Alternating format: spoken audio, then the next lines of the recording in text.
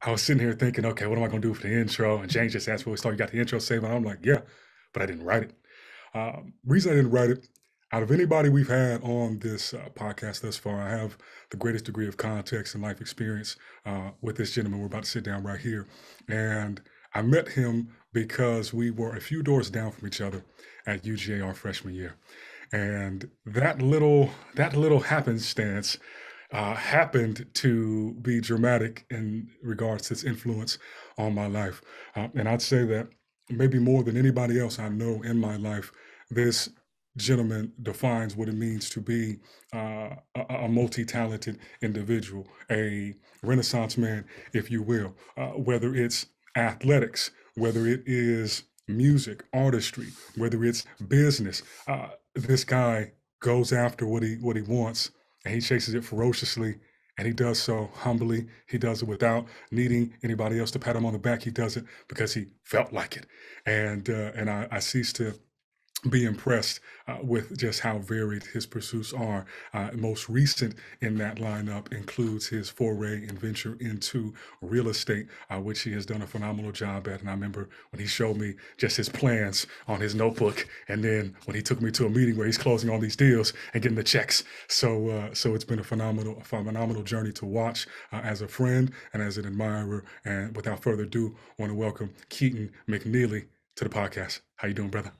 I'm good. I'm good. I'm glad to be here, man. I appreciate that introduction, man. I'm just ready to get into it. I've been working a little bit today, but had to free up my schedule to come rock with you guys on the podcast. My God. Thank you. Thank you. All right. So you know how we do. We're gonna jump into it with some questions. Now, first one for me, if you think and reflect on your entire time, so all of your life at UGA, what is the first memory that comes to mind that jumps out to you when you think about your saga at UGA and all that that encompasses?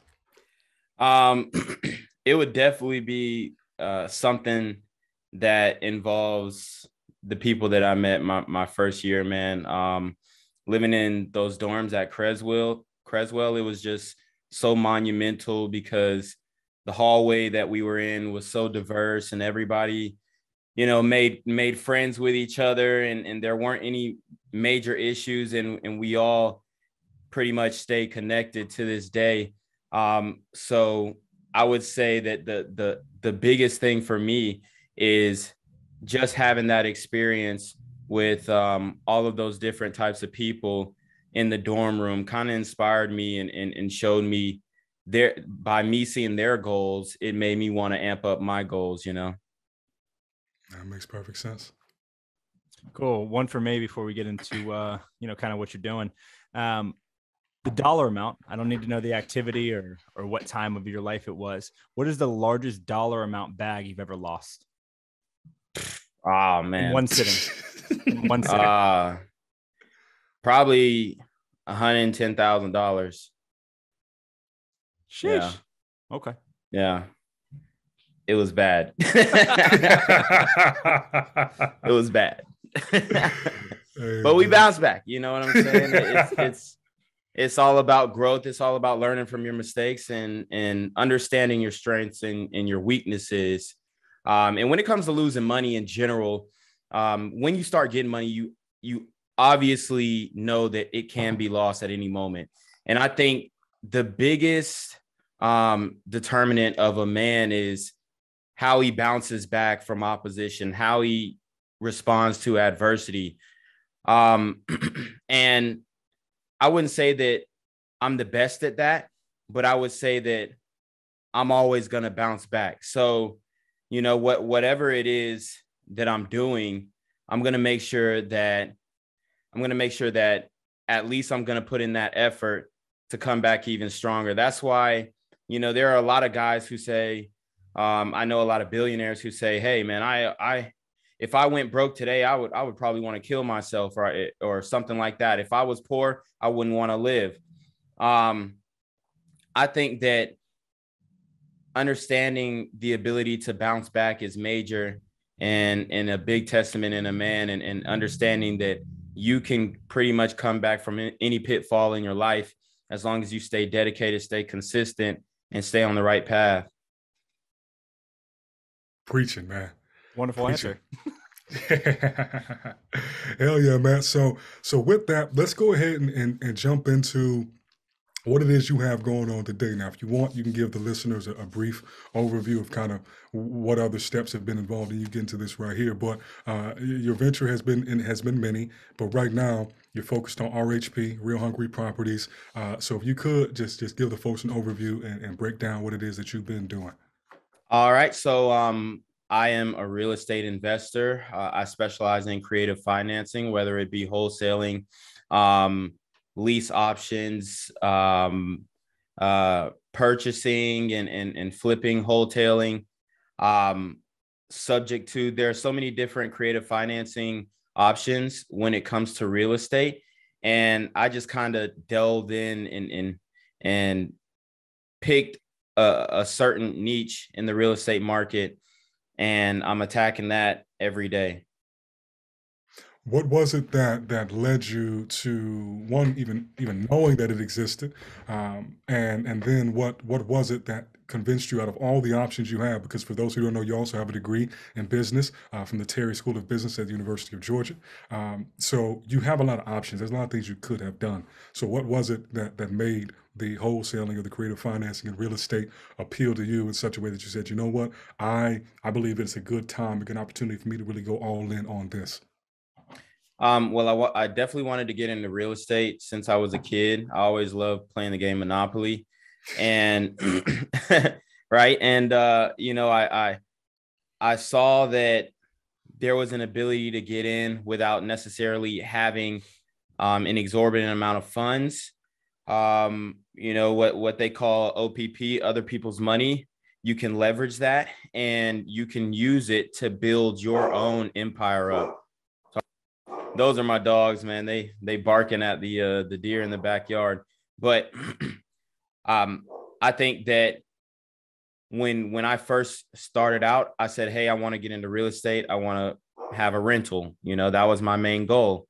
And that turned into me having 2 rentals, and then me understanding that, hey, there's somebody in my family who may have property that I could leverage somehow. So just putting the dots together overall and finding ways to get into real estate without actually having to use my own money, because I needed to stay liquid at the time. How do you think having a degree in business has shaped your experience with real estate?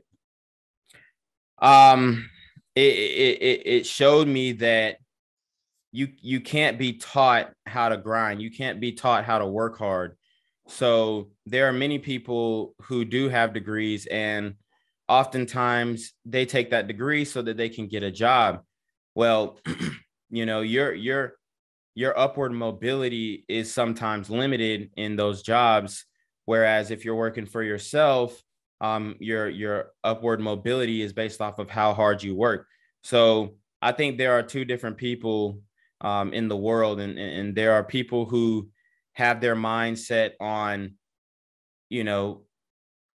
trading time for money, if you will. And then there are people who want to leverage the time they have so that they can put the minimal amount into the maximum gain. Leverage.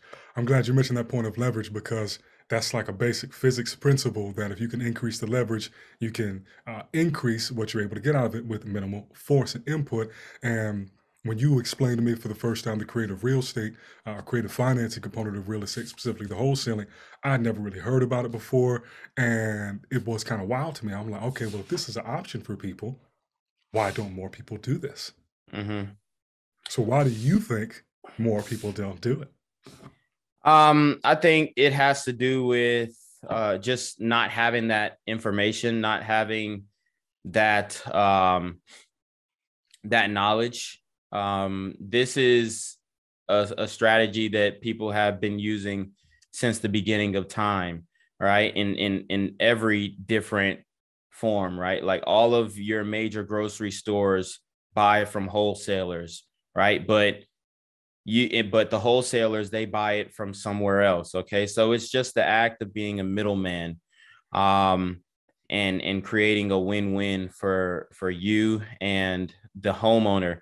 And I think the reason why people don't get into it is just because they don't know. And then when they do know, you have to put in a certain amount of time and work to get a result.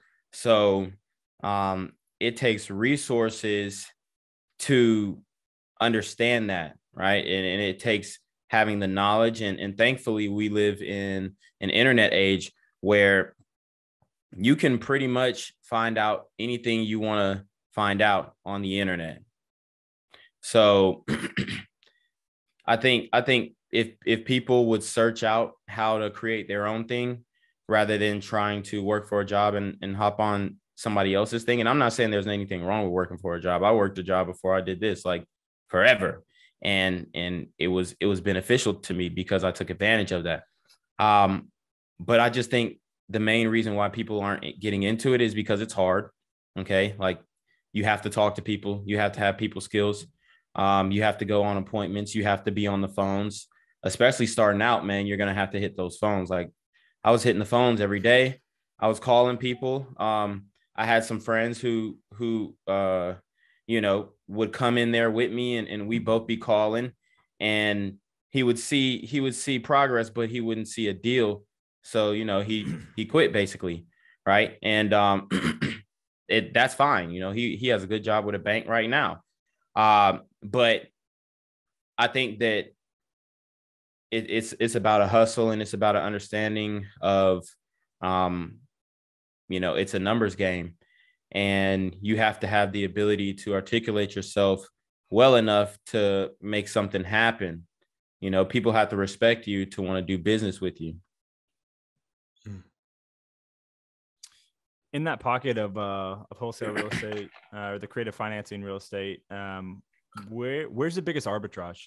Like, what type of property, if you're going to go out, I want to make the most amount of money here, I want the ROI to be the highest, what does that look like? Like, how does someone search that out? It's basically about picking a market and understanding the things at play in each market. Like, if you want big margin deals, you're going to have to go into a market where there are more expensive houses. But where more expensive houses are, there's more competition. So you're going to have to increase your marketing. So your marketing budget is going to be big. Like right now, I might be spending between $5,000 to $10,000 a month on marketing to get back like 30, 40 grand a month. But at the same time, if I was to go into a bigger market with more expensive houses, then I might have to spend 15, 20,000. But you can obviously get a deal without spending any money. Okay. And that's about the hustle within yourself, and that's about going out there and finding deals and driving around and looking at properties. But if you want bigger deals, go to a market where there are more expensive houses and the math adds up. And I always say, because you can do this from anywhere, going virtual and testing out different markets is always a good idea, because, you might go into a market where the houses are 2 or 3 times more expensive than the houses in your market. So now I'm here in Georgia and I'm getting deals in California where the margins are like 100, 200,000 a deal, and I might spend 20 grand in marketing. It's just all about, understanding and putting those tools together. So in this path, I know you said that we live in this internet age. What have you found to be what was most helpful for you to get your mind wrapped around this whole concept, learn the skills? Where did you really kind of get that training or that education? Definitely YouTube. Hitting YouTube hard, searching anything about real estate, trying to understand it, trying to understand what I had to do to get a deal, trying to formulate the steps. And then I would also say, the people that I ended up working with as a result of this business taught me a lot. They're still teaching me a lot. I go on different appointments with buyers and all that kind of stuff, and they break down the issues of certain houses and what you want to look out for. So it's helpful to to use other people to source knowledge from, and asking questions and asking what would this be priced at, or what would you buy this at, and how much would this rehab be, and you know, what's a good price for this. So you always just want to challenge yourself, and you don't want to act like you know it all, you know, just having the ability to learn from other people, and being coachable, and not taking offense to anything. If somebody tells you, hey, you got a shit deal, you know, just understanding that, hey, okay, I locked it up too high. Where should it be? You know? Heck yeah. So OPM and OPK. Yeah. How's the response from real estate agents and brokerages and other people in the space that you know, they get their certificate and they're out here knocking doors and sending EDDM, and they're sitting broke as hell in the office? What's the response from those kind of people to you doing what you do? My personal, like, having personal experience with them, everybody that I've ever had contact with were pretty solid to me. I had this one guy, we had like a 3-month partnership. You know, he paid me $1,000 to give him dead leads, and he was getting a lot of listings from that. So you can work with real estate agents, and you know, they start seeing what you're doing, and then they start doing it too. You know, like after those 3 months, he learned what I was doing, and then he started doing it for himself. It's just a little bit of more formalities that you have to go through with doing that. But, you know, I haven't gotten any crazy backlash from any real estate agents.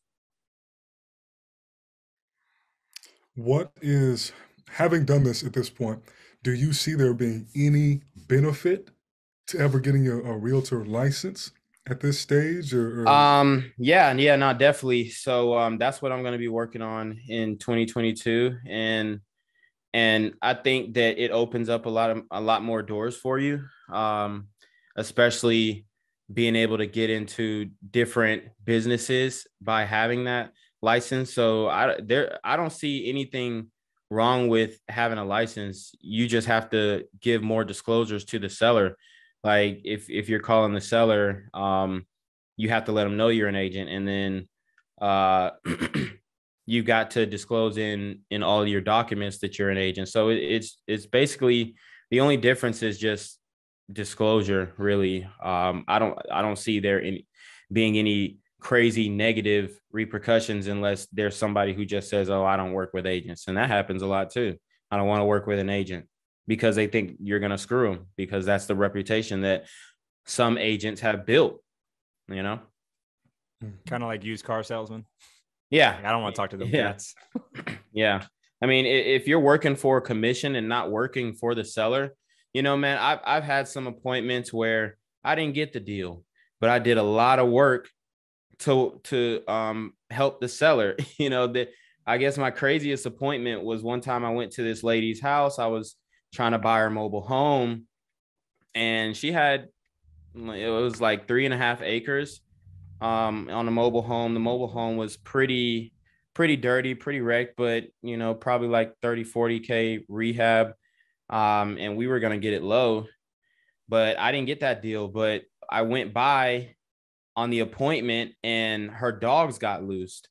Her dogs got loose. So it's just me and her grandchildren. They came back from school, and we're running around the whole neighborhood for like an hour, just trying to chase these dogs down. I never got the deal. I called her back. She never, you know, whatever they got going on in their family, you know, it's none of my business, but I never got the deal. But I was willing to, you know, do whatever it takes, you know, like Run help the her dogs out. down. Yeah. Cause to me, it's more about helping these people out, because the reason why they're working with us is because they can't work with anybody else.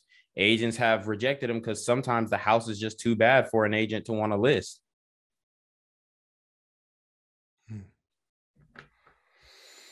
Man, running after dogs, man.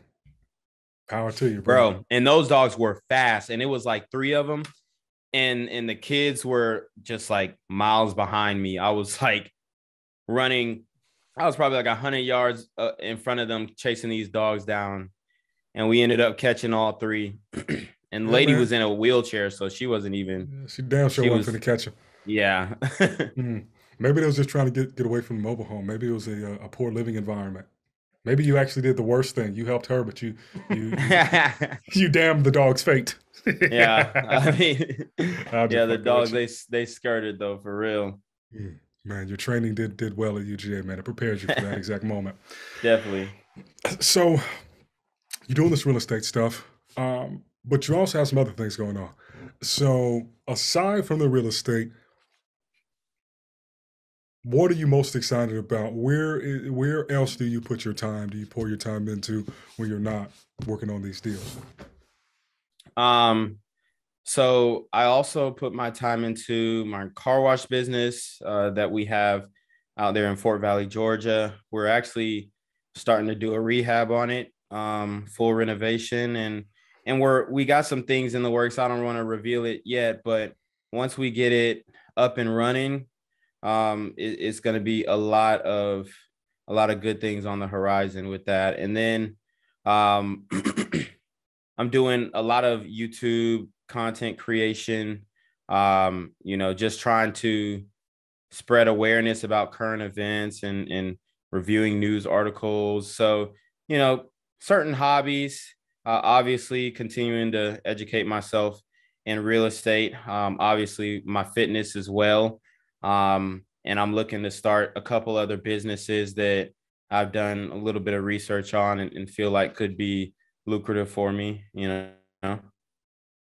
So when with somebody that has a lot going on, how do you evaluate what is worth it when factoring in the actual literal capital that's required, the human capital that may go into it, the opportunity cost? How do you make that judgment as far as, okay, I'm about to spend 10 hours of my time a week plus $500 in VAs or whatever it might be, 30 grand, whatever it is to get into these different avenues? How do you make those decisions? I just kind of wing it,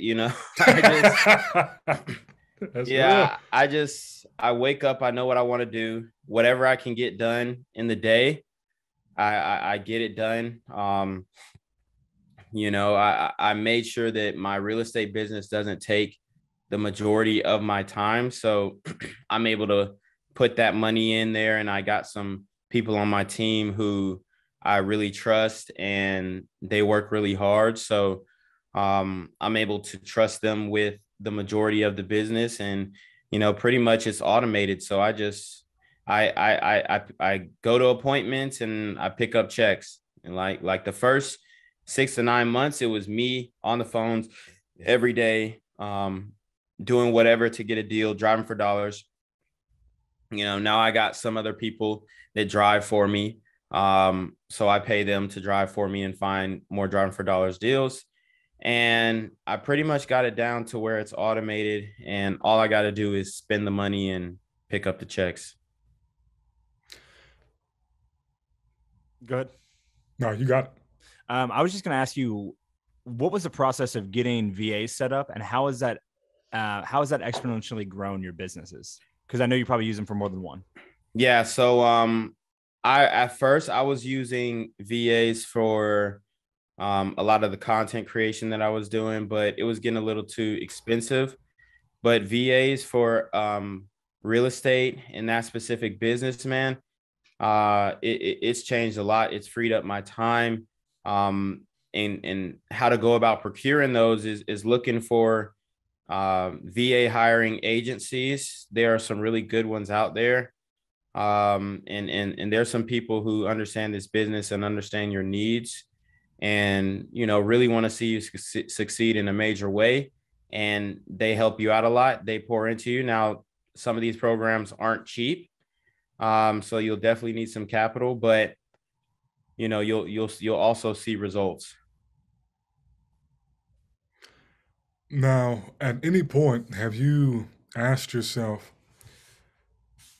where there is the opportunity cost of, okay, if I have this other side business and it takes this much money to keep it operational, this much time, if there's a limit on the degree to which it can be automated, are you optimizing? This is a better way to phrase the question. Are you optimizing for overall Keaton's happiness in life? or are you still in the mode where you're trying to optimize for Keaton's profits so that Keaton has more options down the road?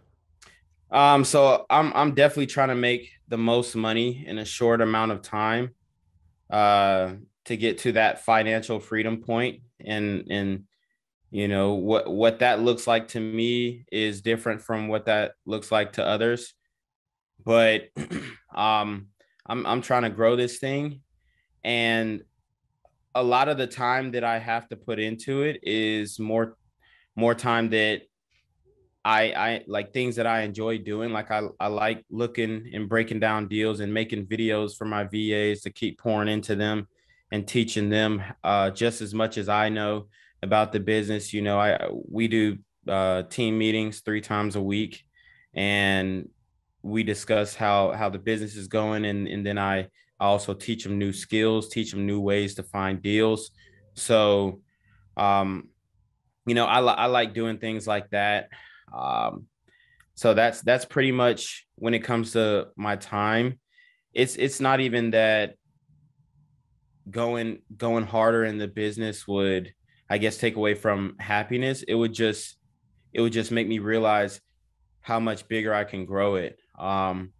And So, go for ahead. instance, that was just kind of my thought process because I had the assumption, the hunch that you are optimizing for profitability right now. So, why not double? Like, this is a conversation sort of thing that like James and I talk about on a weekly basis, kind of just like focusing on a Mm-hmm. thing to try to pour everything you can into it.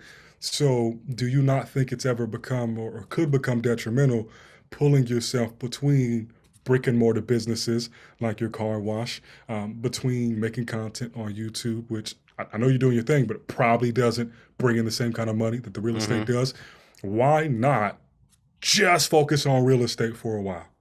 Like, only do that and fucking destroy it. Well, I think that's kind of what I started off doing. Like, so in the beginning, it was just only real estate. I wasn't really doing much of anything. It was just 100% real estate.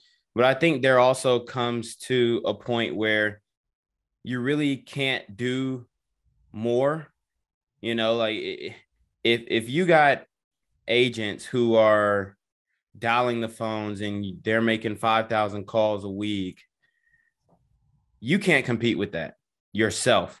So the time that you have, whether making training videos for your agents, you could be driving for dollars. But if I got somebody doing that for me, it's like my main focus is just managing those people.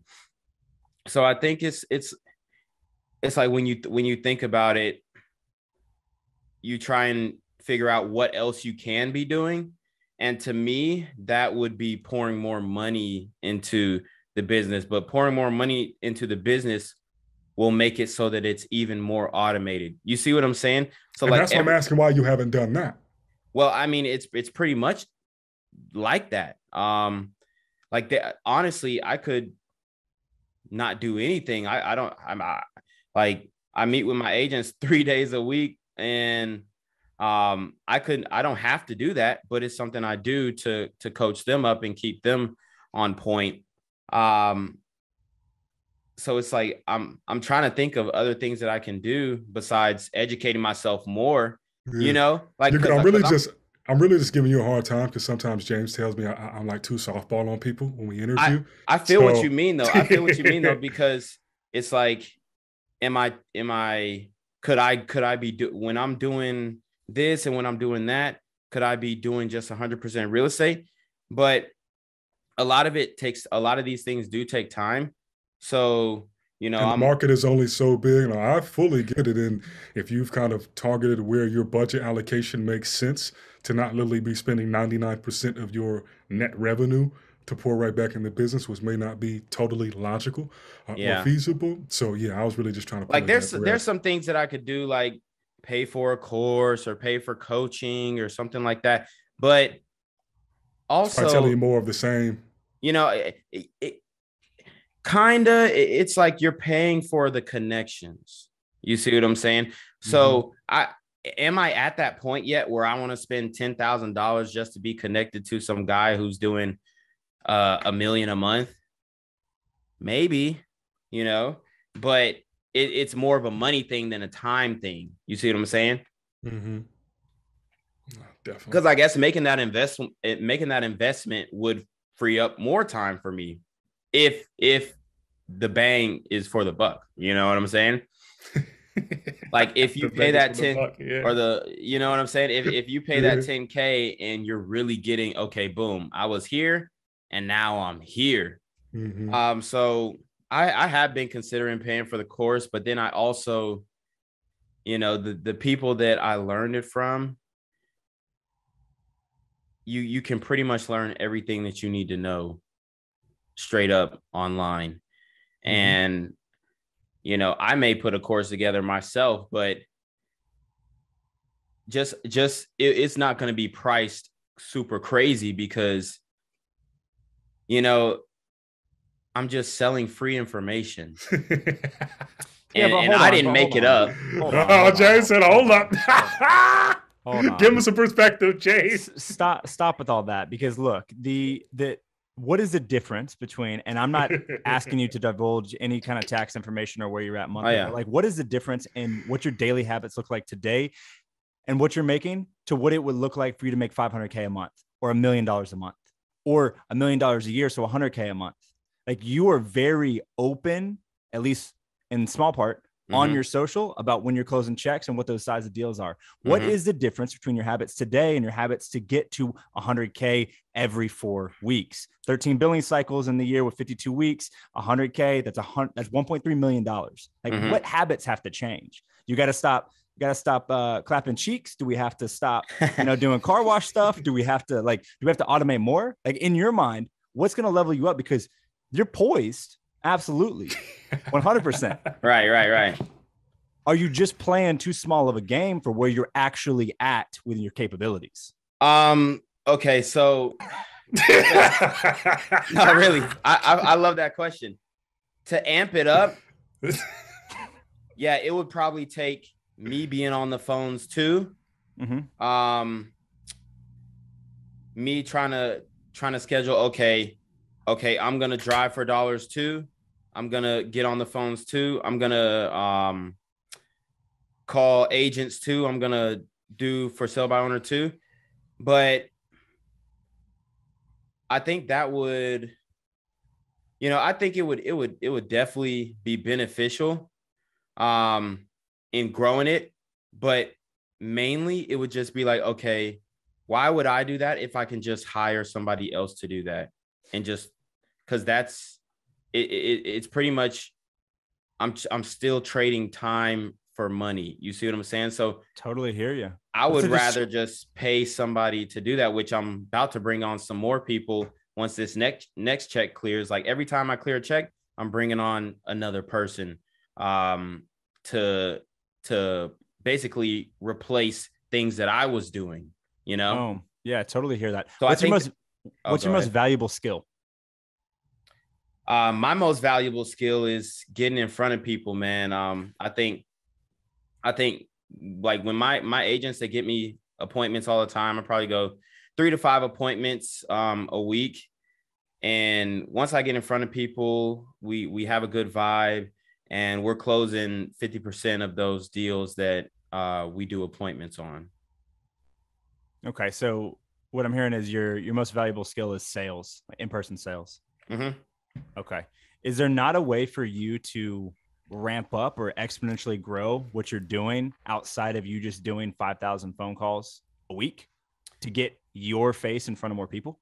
I don't really know how this works necessarily, like how you're finding deals or anything. All of it is marketing. So in my opinion, the best way to find deals is driving for dollars, driving around, finding. Can you tell us what that means? Yeah. So you're driving around, looking at a house, seeing distress on the property, whether it be high grass, broken windows, bad roofing, whatever, something that basically shows that the property is messed up. You take that property down and then you call the homeowner. That's pretty much what it is. And I would say between driving for dollars leads, you probably every 500 properties that you list, you'll probably get a deal, So I think that would be like the best way to do it. Hold on. Can you repeat the question? My bad. My focus is messing up. No, you good. It sounded like from everything you've told us, I don't want us to belabor this point. We could explore some other areas of this conversation while we have your time. But it sounds like you are effectively doing what you could be doing, and the best, quote unquote, or fastest way would be to dump more money in to bring on Yeah. more people, which is what we established earlier, which was I was like, I'm just giving you a hard time at this point because I totally feel you. And I So think James gets that as well. But he's like, all right, where could we eke out the last bit of performance from you? yeah. Yeah, because if Getting more So people. it's definitely about pouring more money into it. Oh, we were talking about marketing, like how to find deals. Driving for dollars. You can do mailing, you can door knock. I've gotten some deals off of door knocking. It's just nowadays, if you're door knocking and there's somebody who's like COVID sensitive, they kind of give you a hard time. So that's a thing that kind of changed up how you want to go about your marketing, because I was doing door knocking all the time until I knocked on somebody's door and they cussed me out for the COVID stuff. You know what I'm saying? And then it's like, okay, if I go to the next door and the same person feel the same way, and then you can get into all types of legal troubles and stuff like that. So, I think when it comes to finding a deal, definitely automating that and finding people who are a good fit for your business is the best way to go about that. And that's kind of what I'm doing now. Like, I'm about to hire somebody else to who's going to be a bilingual, so they're going to be able to speak to Spanish agents that or Spanish homeowners and even Spanish agents who excuse me There who would have been may a not language be able barrier to. prior. Yeah, exactly. So that's pretty much what I'm doing now, trying to figure out how to separate myself and what I got going on, because I'm still on the phones and I'm still like most of the day I'm like looking at what my agents are doing, and sometimes I'll tag team on a call or something like that. Then I'll go on an appointment. But I think the main thing is, if I was to throw another 10,000 down on my marketing and my personnel, that would double it. But I think that I should do that gradually, like So you month to don't month overwhelm basis. yourself. Yeah, because sometimes, man, it's just hard to find a freaking deal. You know, sometimes there's issues that you might think that you found a deal, and then it's in probate and you got to wait, and they haven't got word back about the probate. Like there's this house I'm trying to buy in my neighborhood right now, and I called them up, and the homeowner died, but his family's still going through probate. They've been going through probate for a year. So he's like, yeah, just call me, follow up with me every now and then. So I got to wait a month to call him. And then there's like 10 other people that say, hey, call me in a month, call me in 2 weeks. So sometimes it's like, some of this, it just takes time, like the first 2 weeks of this month was a ghost town. Nothing. We're making dials, not getting answers, getting hung up on, like literally nothing, no response, like no leads for 2 weeks. And I'm like, what the hell is 2022 got the offer? And then this past week, we get like 10 leads on Monday, and I'm over here comping all day. You know what I'm saying? So that's just kind of how there's like ebbs and flows with it. Sometimes you'll be really busy, and then sometimes you won't be busy. But I think it just depends on the amount of agents that you have, and just keeping them on point. How much money you're throwing into it is really the point that it's at now. Like for me to scale it, I got to throw double the amount of money that I'm throwing in right now. And I'm trying to do that more gradually. And because to me, it's a people business. So I'm trying to find people who fit. And sometimes that takes time too. Like, bro, I've been trying to hire multiple different agents and they just don't work. I can't really track them that well. They're not really responsive. I've fired, like literally in the past 2 or 3 weeks, at least like 5 people.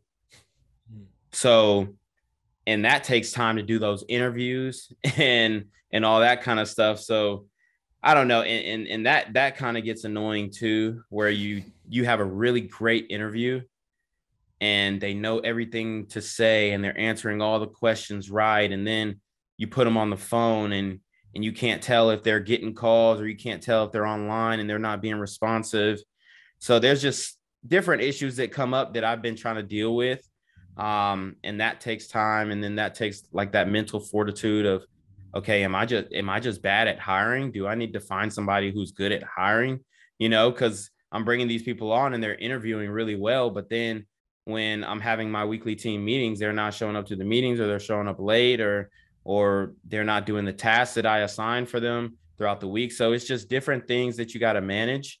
And I think most of my time when it comes to this business is managing people, which takes time. You got to be patient with people. Yeah. One last thing on that real quick. You're talking about like sporadic follow-up, right? That would be classified as lead nurture. Have you thought about using any automation platforms to have that be running where you could jump in and out of conversation? What do you mean in and out of conversation? Like having... So let's say, Keaton, you're one of my leads and you're like, hey, call me in 2 weeks. Mm-hmm. So I set up an automation. I drop you into a sequence where it's going to follow up with you in 2 weeks. It's going to send you a text from the same number that I've been contacting you from.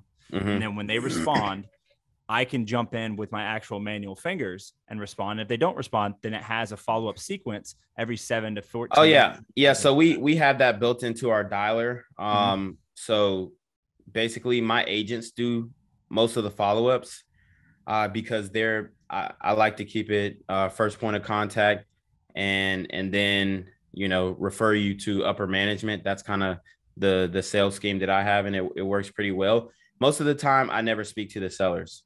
My acquisitions manager, he closes all the deals by himself usually. So they're really good at doing the follow-ups. It's not a problem of, oh, I'm forgetting to follow up with this person. It's like when you do follow up, hey, okay, call me in 2 more weeks. You know what I'm saying? So that's kind of really how it goes down in this business. Because selling your house is a big deal to a lot of people. Some people, this is the first time they've ever sold a house, and they want to make sure they get it right, cross their T's, dot their I's. They want to look over the contracts. They want to do this. They want to do that. They want to talk to their family about it. They want to talk to their lawyers about it. They want to make sure that it's right for them. They want to pray on it, which I get a lot, So a lot of the business is just being patient. And then some people can get offended also if you're like nagging them. I've lost deals where, okay, we're following up with them crazy and they're like, okay, just stop contacting me, So, I mean, it really just depends. You're working with people, so you can predict it up to a certain amount. But really what you can control are those people who work with you, and make sure that they're doing their job. Because if I tell him to follow up and he doesn't follow up, then I'm going to be disappointed. But if he's following up every time that I ask him, then I know that, hey, this is a guy I can rely on. Hell yeah, man. That makes a whole lot of sense. And yeah, man, just from seeing where you started out, man, just the idea and the logos scratched in your journal, man, I'm super proud of you, dude. It's not like you had to learn one thing to figure this fucking thing out. It was a lot of skills you had to pick up and put into play. And I remember you talking about the day, when I automated one day and I only had to call these people. So it's just cool to see you at this point. Something I really admire. So still related to real estate, but kind of a hard pivot. I just kind of want to throw it in here, a little curveball, just see what you think. Mm-hmm. What do you think about virtual real estate, this NFT real estate? I've actually started a NFT campaign. It's 90s baby NFT. It's just like artwork from the 90s really, and just trying to take different events in time and doing something creative with it. So I like the idea. I like the ability to bring wealth to you, your family digitally. I think that you have to be very careful with it. I think that you have to understand what you're doing and not over leverage yourself when it comes to that, because a lot of that is volatile. But I think that overall, you can make a lot of money into it, or you can make a lot of money doing it. But I think that you should also, just understand what you're getting into with any investment strategy. Like, I like it. Any way you can make money, I'm down for it. You just have to make sure that you're knowledgeable and you don't go in and buy a JPEG and think that you're going to become a millionaire just because you bought this JPEG and you think that it's going to be worth something in the future, because there are a lot of NFT scams out there too. And like celebrities are promoting NFT scams and all that, all types of stuff. People saying they're giving a certain percentage of the sales back and they're not. It's a lot of shit going on with the NFTs and the metaverse. And, I think you just got to be careful and don't put your whole life into that. Make sure that you're getting some hard assets and getting something that you can physically leverage, Very well said. Very well said. Just want to get your thoughts on that while we're on the topic of real estate. If you're knowledgeable about it, man, I love it. You know what I'm saying? Like, if you know what you're doing and you're going in there and you're studying and you're going to time the market and you're going to make sure that you don't over leverage yourself and whatever you throw in, you're willing to lose. I love that. I love the ability to, create wealth from something that somebody would have never thought. Like, who would have ever thought that you'd be selling a JPEG? Like, I could screenshot this video chat right now, and if somebody felt it was worth $120,000, we could sell it. So I think that's awesome.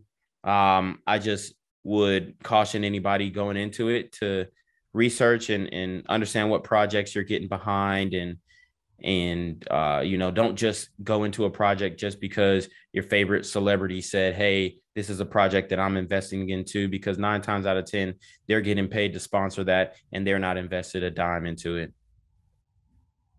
Facts.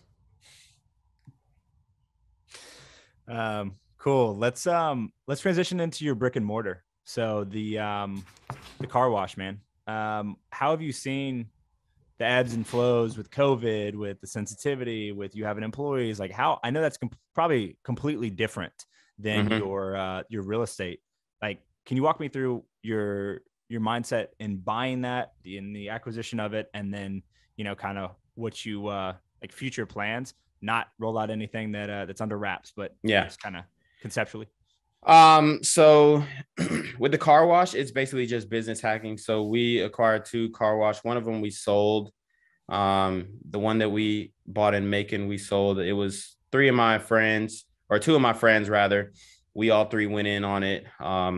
And we were just business hacking. We bought it and we planned on selling it. That's what we plan on doing with this car wash as well.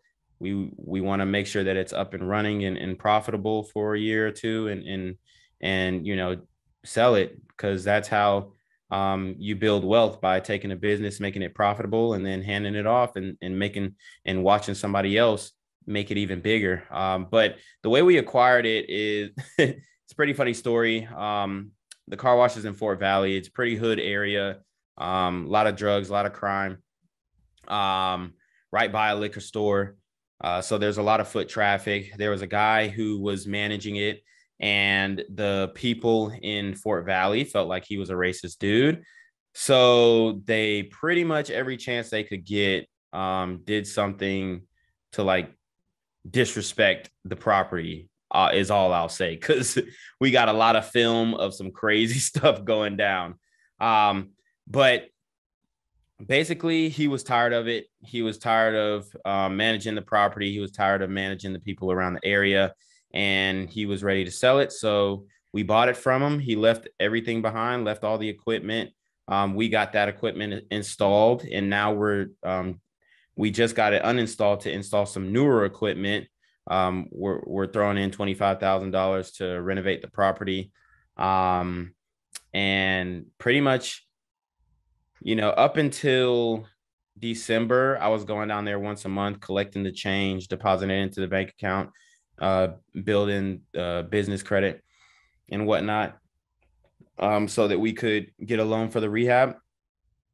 And we're just going to rehab it and then run it that way. I have some cousins down there that come and maintain the property, mow the lawn, clean it up, dump the trash, and they send me a picture every time.